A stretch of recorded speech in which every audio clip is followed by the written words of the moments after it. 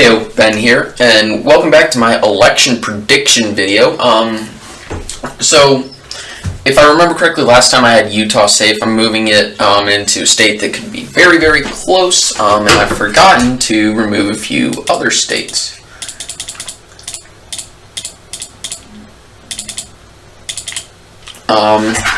So anyway, over the weekend, apparently there was a new Trump controversy, and that was, of course, the whole locker room talk thing, or whatever you want to talk about. It's not a big deal, honestly, and I'm not saying that because I'm biased towards Trump. I'm just saying it's not a huge deal. If Johnson had said it, I'd be like, okay, whatever. If Clinton had said it, I'd be like, if Clinton had said her equivalent of that, I'd be like, okay, whatever. If Bill Clinton said it, I'd be like, whatever.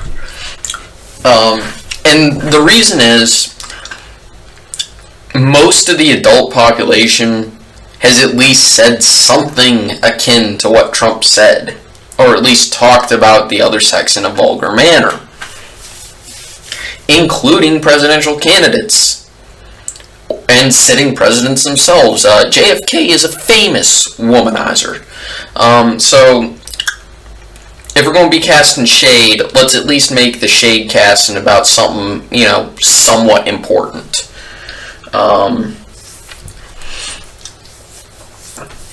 So, it's not really going to affect him in the long run. And it's just, I think it's being way overblown. Trump also won the second debate fairly handedly. I did go back a few days afterwards and watched it. I decided to watch the game instead because I was afraid it was going to be a complete shit show, but I decided to watch it and see what happens. So, anyway, back to the big board. I'm going to go through and put up the likely states. That includes Washington. I am tempted to make it safe, but I just haven't seen enough yet. One more poll and it probably will be. Jersey, I think if I haven't had it likely, I will make it likely. Connecticut and Rhode Island are both likely, which is a bit of a surprise, as is Delaware. And those are Clinton's likely states, and actually I'm going to be moving this back into likely for her, and this actually goes so anyway, now Trump's likely states are Missouri, Georgia. I'm still calling a likely, though it's going to be really, really getting close. Texas as well, and this vote in Nebraska. Everything else is going to be a lean. So it's a very close election, and yes, that includes, actually, Oregon as well is going to be a likely Clinton state. Nevada is currently leaning towards Clinton at the moment, Colorado, and New Mexico as well. Iowa, I think, is still in Trump's column, but just barely. Minnesota continues to lean. Same with Wisconsin and Michigan. Hillary also gets New Hampshire, Pennsylvania, and Virginia. She's also leading a bit in Florida and Ohio as well. Ohio's still a true toss-up at the moment. Though the RCP average is showing it in Clinton, the polls are bouncing back towards Trump, and at least from what I've seen, and following the same line from each pollster, it does show a slight trend towards Trump, even if the average does show a Clinton lead.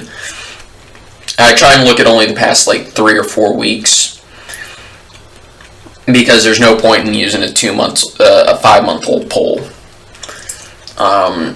Utah, I'm moving it down into a lean, not because of Johnson, not because of Johnson. Johnson's the reason New Mexico is a lean for Clinton. The reason why this is a lean for Trump is because of a guy, Evan McMullin, who is on the ballot there is kind of the last ditch of the Republican establishment to stop Trump. And the reason I have that is he is polling at 22% and 20% in the two most recent polls, one of which shows a tie for Trump, a tie between Clinton and Trump, and the other shows Trump with a 7-point lead. In the other polls, he's been polling at around 10% to 12%, but recently his numbers shot up a lot. And one of these is from Monmouth, which is extremely reputable and a very good poll. All the others that included him are C-rated or B-rated on 538. However, Johnson is also getting double digits in all of these except the Monmouth poll, where he's getting 9%, so basically double digits. Arizona still leans Trump. I've seen one poll with Clinton in the lead. The rest have either a tie or Trump in the lead by a few percentage points.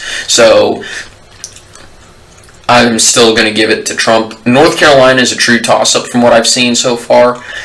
And I'm giving it to Trump just because of past history. He's also going to get this electoral vote. However, I'm downgrading it to a lean just because Trump did have a really bad weekend. Though it has been helped a little bit by his debate performance.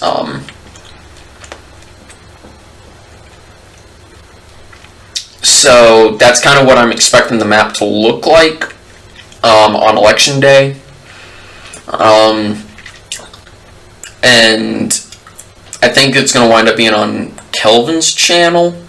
But on election day, we're going to be doing election night coverage, and talking about the results, talking about the campaign, talking about everything else, and we're going to avoid issues and all that stuff. We're just going to talk about what's going on, how this matches up, how our maps match up, and all that. So this is kind of what I'm expecting the map to look like on election day. Perhaps I should flip Ohio, but I'm going to give it to Trump just because it is a bit more right-leaning than the rest of the nation. Just a tiny bit more. And also states that move, North Carolina actually goes blue before Ohio this year, so that's kind of how it looks like it's working out. So Clinton 307 to 231 for Trump. Anyway, thank y'all for watching, and I'll see you again tomorrow, or I'll see you again some other point. Bye.